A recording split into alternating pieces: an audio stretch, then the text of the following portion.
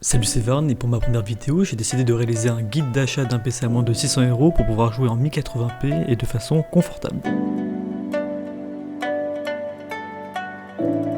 Pour le PC, on part du côté de chez Intel avec le i3 12100F, un bon processeur pour la bureautique et pour le gaming. Pour également faire un peu de Photoshop et un peu de montage vidéo, ça passe largement.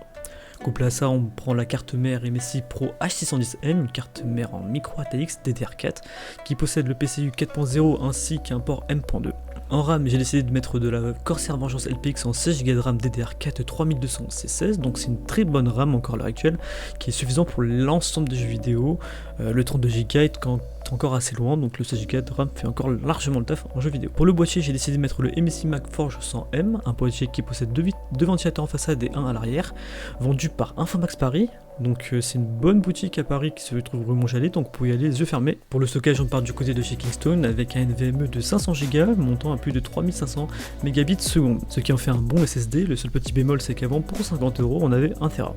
Pour l'alimentation, on part du côté de chez Messi avec une alimentation en 650 watts certifiée 80 plus bronze, donc une excellente alimentation pour ce prix là, qui est vraiment overkill pour la config. Bon, pour la config on a besoin que de 500 watts, mais là on monte à 650. Pourquoi? Parce que je me dis, si vous voulez upgrade plus tard votre PC, au moins vous pouvez garder de l'alimentation qui fera largement le taf avec un plus gros processeur et une plus grosse carte graphique.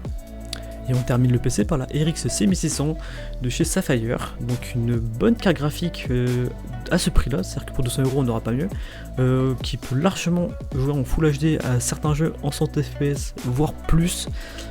Si par exemple vous baissez un peu les graphismes, vous pouvez atteindre les 100, 120, 140 FPS en fonction des jeux. Voilà, donc pour Valorant, Apex, tous ces jeux là ça passe largement, et récemment sur Palworld GTC ça passait aussi largement. Voilà, le PC est terminé, on se retrouve donc avec un PC à 595 €. Si vous voulez encore baisser un peu le prix, c'est possible sur un composant particulier, je parlais du stockage. Au lieu par exemple de mettre un NVMe qui coûte un peu plus cher, par exemple pour 15 € en moins, vous avez 500Go à 34 €, pareil un Kingston, un Silicon. Alors c'est un bon SSD sauf qu'il est quand même moins rapide. Là on est sur du 500 Mbps si j'ai pas de conneries, alors que vous serez sur un débit de 3500.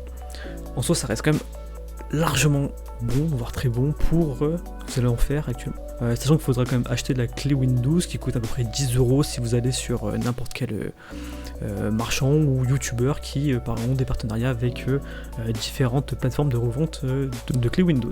Voilà. Donc c'est tout pour moi, je vous souhaite une bonne journée, une bonne soirée en fonction de quand vous regardez la vidéo. Et si ça vous a plu, vous voulez d'autres configs, n'hésitez pas à me demander dans les commentaires, j'en ferai peut-être plus par la suite.